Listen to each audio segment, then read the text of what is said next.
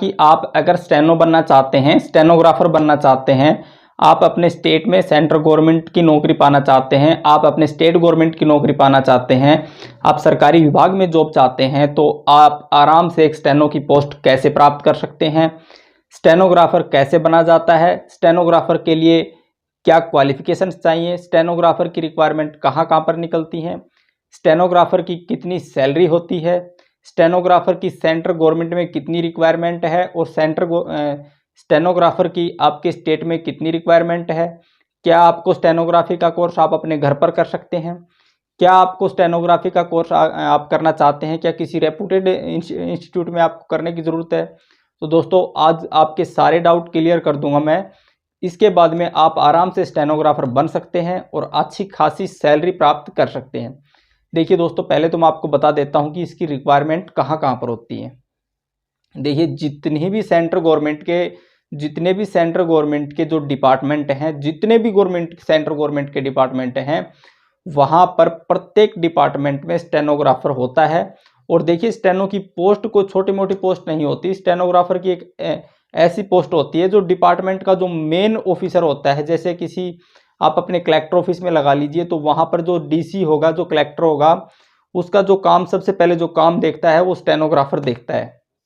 इसी प्रकार आपके स्टेट में एसडीएम होता है, सब डिविजनल मजिस्ट्रेट, उसकी जो पोस्ट का ज़्यादातर काम स्टेनोग्राफर देखता है। देखिए जो भी अधिकारी होगा उसके पास कोई भी लेटर वगैरह आता है, किसी भी प्रकार का कोई जवाब आता है, किसी भी प्रकार की कोई जानकारी आती है, सबसे पहले स्टेनोग्राफर उसका प्रिंट निकालता है मेल वगैरह से, उसके बाद में वो अपने ऑफिसर के पास जाता है, उसके बाद में उस पर कार्रवाई होती है।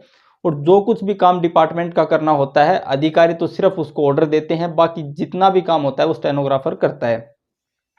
आप मान लीजिए कि स्टेनोग्राफर किसी भी अफसर का राइट हैंड होता है, क्योंकि स्टेनोग्राफर ही वो सारी ऑफिस की कार्रवाई करता है जो उस ऑफिस में होती हैं।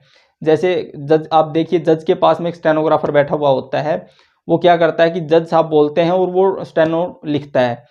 कहीं पर भी जाइए, किसी भी कोर्ट में आपको एक स्टेनो की पोस्ट मिलेगी। आप अपने स्टेट में जाएंगे, वहां पर आपका जो भी डिस्ट्रिक्ट ऑफिसर होगा, पूरे डिस्ट्रिक्ट का जिस भी डिपार्टमेंट में डिस्ट्रिक्ट ऑफिसर होगा, जिला अधिकारी होगा, चाहे वो डीसी साहब हो, चाहे वो एसडीएम साहब हो, चाहे वो तहसीलदार साहब हो, या कोई भी अफसर, चाहे वो वेलफेयर ऑफिसर हो, या फिर आपके हॉस्पिटल्स में हेल्थ वगैरह में कोई भी डिपार्टमेंट है, वहां पर स्टेनोग्राफर की एक पोस्ट होती है।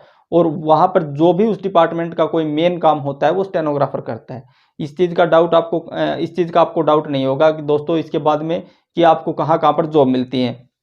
इसी प्रकार जो सेंट्रल गवर्नमेंट है ना, वहां पर भी जितने भी सेंट्रल गवर्नमेंट के डिपार्टमेंट हैं, वहां पर प्रत्येक डिपार्टमेंट के अंदर स्टेनोग्राफर होता है और वो उस डिपार्टमेंट की मेन कार्रवाई देखता है। इस बात को आप ध्यान में रख लीजिए कि स्टेनोग्राफर को अपने दफ्तर की सारी नॉलेज होती है कि कौन सा काम कब करना है और किसके द्वारा किया जाना है। इस प्रकार स्टेनोग्राफर की पोस्ट आप देखेंगे फौज में, आप जो अपने अर्धसैनिक बल है वहां पर जाइए। देखिए जब आपको पता होगा कि अर्धसैनिक बल के अंदर हेड कांस्टेबल मिनिस्ट्रियल की पोस्ट निकलती है, इसके साथ ही वहां पर असिस्टेंट सब इंस्पेक्टर की पोस्ट निकलती हैं। आप जब हेड कांस्टेबल मिनिस्ट्रियल का फॉर्म भरते हैं तो उसके साथ देखना कि एक पोस्ट आपको मिलेगी, ज़्यादातर उसके साथ में निकलती है हेड कांस्टेबल जो मिनिस्ट्रियल होता है, उसके साथ में असिस्टेंट सब इंस्पेक्टर की जो पोस्ट होती है एएसआई की, डायरेक्ट आप एएसआई लगते हैं अगर आपने स्टेनोग्राफर का कोर्स कर रखा है। तो स्टेनोग्राफर जो भी व्यक्ति करता है, स्टेनो का कोर्स करता है, उसको आराम से जॉब मिलती है। आप सीआरपीएफ में देखिए, आप अगर आपको शॉर्ट हैंड आती है तो आपको आराम से एएसआई की पोस्ट मिलती है। बीएसएफ में भी, एसएसबी में भी, आईटीबीपी में भी, जो भी जितने भी अर्धसैनिक बल हैं वहां पर स्टेनोग्राफर की पोस्ट होती है। इस प्रकार दोस्तों जितने भी सेंट्रल गवर्नमेंट के, स्टेट गवर्नमेंट के और प्राइवेट कंपनीज वगैरह के अंदर भी स्टेनोग्राफर की पोस्ट होती है और इसको अच्छी खासी सैलरी मिलती है। ऐसी बात नहीं है कि स्टेनोग्राफर कोई नॉर्मल चीज़ होता है। आपको पोस्ट छोटी लगती होगी लेकिन पूरा डिपार्टमेंट का काम उसी के हाथ में होता है। तो चलिए इसके बारे में मैं आपको बता देता हूं कि आप इसको किस प्रकार से प्राप्त कर सकते हैं। देखिए एक स्टेनोग्राफर के लिए सबसे पहले तो आपके पास +2 पास क्वालिफिकेशन होना जरूरी है। इसमें दो तरह के स्टेनोग्राफर होते हैं, स्टेनोग्राफर ग्रुप सी और स्टेनोग्राफर ग्रुप डी। ठीक है, आप ग्रेजुएशन के बेस पे भी स्टेनोग्राफर की पोस्ट प्राप्त कर सकते हैं और +2 के बेस पे भी स्टेनोग्राफर की पोस्ट प्राप्त कर सकते हैं। इसके बाद में दोस्तों आपको मैं बता देता हूँ, स्टेनो का जो कोर्स होता है वो आप अपने मोबाइल से, यूट्यूब से, आप अपने बुक्स के वगैरह आप अपने हाथ से अपने घर पर ही प्रैक्टिस कर सकते हैं। इसके लिए आपको कहीं पर भी कोई कोचिंग वगैरह या डिप्लोमा की ज़रूरत नहीं होती। इस बात का आपने विशेष ध्यान रखना है कि स्टेनोग्राफर की जो पोस्ट होती है ना, वो सिर्फ आपको +2 के आधार पे, आपकी 12वीं कक्षा के आधार पे और आपकी ग्रेजुएशन कक्षा के आधार पर मिल जाती है। बस फ़र्क इतना होता है कि स्टेनोग्राफर की जो पोस्ट होती है +2 के आधार पे आपको डी स्टेनोग्राफर ग्रुप डी की पोस्ट मिलेगी और ग्रेजुएशन के आधार पर आपको स्टेनोग्राफर सी की पोस्ट मिलेगी। अच्छी खासी इसमें आपको सैलरी मिलती है। सैलरी की आप टेंशन मत लीजिए, आपका परिवार, आपका जीवन आराम से चलेगा अगर आप स्टेनोग्राफर की जॉब प्राप्त कर लेते हैं तो। मैं बताता हूं दोस्तों कि स्टेनोग्राफर के अगर आप लगना चाहते हैं तो आपको किसी भी इंस्टीट्यूट से किसी प्रकार का कोई डिप्लोमा लेने की जरूरत नहीं है। इस बात का आपने ध्यान रखना है कि डिप्लोमा की वैल्यू नहीं है, वैल्यू है आपकी स्किल की। आपको स्टेनो आती कितनी है, आपसे स्किल टेस्ट लिया जाएगा और स्किल टेस्ट के अंदर आपसे देखा जाएगा कि आपको शॉर्ट हैंड आती है या नहीं। वो आपसे डिप्लोमा कहीं पर भी नहीं मांगेंगे, चाहे आपका किसी भी डिपार्टमेंट में हो। ठीक है, स्टेनोग्राफर का डिप्लोमा नहीं चलता, स्टेनोग्राफर में आपका स्किल देखा जाता है कि आपको ये काम आता है या नहीं। अब आपको बताता हूँ स्टेनोग्राफर होता क्या है। स्टेनोग्राफर एक किसी भी लैंग्वेज को शॉर्ट में लिखने की कला है। जैसे कि आपने लिख दिया माननीय प्रधानमंत्री महोदय, देखिए कितनी बड़ी लाइन है।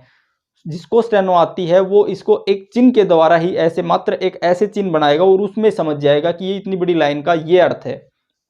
इस प्रकार स्टेनोग्राफर एक ऐसा कोर्स है जिसमें आप किसी भी लैंग्वेज को, हिंदी या इंग्लिश को, या जो भी आपकी स्टेट है वहाँ पर जो भी आपकी मातृभाषा चलती है उस लैंग्वेज को शॉर्ट में लिखने की एक कला है। मतलब कि कोई भी बड़ी लाइन है, मान लीजिए अच्छी बड़ी लाइन है, मैंने आपको बताया कि माननीय प्रधानमंत्री महोदय, इस प्रकार की लाइन को एक चिन्ह के द्वारा बस लिखना होता है और आपको खुद लिखना होता है और खुद ही समझना होता है, किसी को बताना नहीं होता। इसमें ये सबसे अच्छी बात है। आप कितना भी गलत लिखिए लेकिन वहाँ पर शॉर्ट हैंड में आप गलत लिख सकते हैं दोस्तों, लेकिन अगर जब आप उसको टाइप करके देंगे तो वहाँ पर आपको शुद्ध लिखना होता है। ठीक है, अब इसमें क्या करना है मैं आपको बता देता हूँ कि इसमें डिप्लोमा कहीं नहीं चलता, आपको मात्र +2 पास करना है और स्टेनो का फॉर्म अप्लाई कर देना है। ये जो शॉर्ट हैंड का कोर्स है ये आपको आराम से 6 महीने से और 1 साल के अंदर आपकी इतनी अच्छी प्रैक्टिस हो जाती है कि आप इसका आराम से एग्जाम क्रैक कर सकते हैं। तो इसका सिलेक्शन क्राइटेरिया क्या है, सबसे पहले तो आपको फॉर्म अप्लाई करना होगा। जब आप फॉर्म अप्लाई कर देंगे उसके बाद में आपको आपका जो एक नॉर्मल टेस्ट होता है वहाँ पर आपको हिंदी, इंग्लिश और जीके वगैरह, रीजनिंग वगैरह पूछी जाती है। मैथ वगैरह तो इसमें नहीं पूछा जाता। ठीक है, उसके बाद में जब आप उस एग्ज़ाम को पास कर देते हैं तो देखिए दोस्तों मैं इसमें अच्छी बात बताता हूँ कि ये एग्ज़ाम है ना, 1 लाख फॉर्म अप्लाई करते हैं तो 75% बच्चे, मतलब 75,000 बच्चे 1 लाख में से ये एग्ज़ाम तो पास कर देंगे, लेकिन फेल कहाँ होंगे स्टेनोग्राफी के टेस्ट में, क्योंकि कम बच्चों को पता नहीं होता कि स्टेनोग्राफर होता क्या है। ठीक है, वो फॉर्म ऐसे भर देते हैं कि मान लीजिए वो तो सोच लेते हैं कि एक ही फॉर्म अप्लाई किया और हमको जॉब मिल गई, ऐसा नहीं है। नॉर्मल आपको एक टेस्ट पास करना होगा जिसमें आपसे जनरल नॉलेज की जानकारी पूछी जाएगी। उसके बाद में आपको स्किल टेस्ट लिया जाएगा। स्किल टेस्ट के अंदर वक्ता बोलेगा, आपके सामने खड़ा होकर शॉर्ट हैंड बोलेगा, मतलब अपनी वो ऐसे बोलेगा कि भारत सरकार ने लोगों की मदद के लिए इस जो नई स्कीम चलाई है उसमें इतना रुपया आपको बेनिफिट दिया जाएगा, गरीबों की इस प्रकार से मदद की जाएगी। वो इतनी स्पीड से बोलेगा कि आप उसको शॉर्ट हैंड में लिखेंगे और जब वो बोलेगा और उसको आप लिख लेंगे, शॉर्ट में लिखेंगे क्योंकि वो तेज बोलेगा। ठीक है, आपको धीरे लिखना है, वो तेज बोलेगा और आपको शॉर्ट में उसको लिखना है।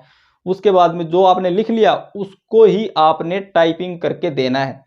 शॉर्ट हैंड आप हिंदी या इंग्लिश जिस भी लैंग्वेज में आप करना चाहें वो कर सकते हैं। आपकी हिंदी पे अच्छी पकड़ है तो दोस्तों आपको हिंदी टाइपिंग आनी चाहिए, अगर आपकी इंग्लिश पे अच्छी पकड़ है तो आपको इंग्लिश टाइपिंग आनी चाहिए, क्योंकि जब फॉर्म अप्लाई करेंगे तो आपसे पूछेंगे कि आप हिंदी में शॉर्ट हैंड का स्किल टेस्ट देना चाहते हैं या इंग्लिश में। तो मैं आपको फिर बताता हूँ, जो टाइपिंग आपकी अच्छी हो, जिस भाषा में आपकी टाइपिंग अच्छी हो, हिंदी में आप शॉर्ट हैंड का टेस्ट देना चाहें तो आप हिंदी में टाइपिंग सीखिए, और इंग्लिश में शॉर्ट हैंड देना चाहें, शॉर्ट हैंड का स्किल टेस्ट देना चाहें तो आप इंग्लिश की शॉर्ट हैंड सीख सकते हैं।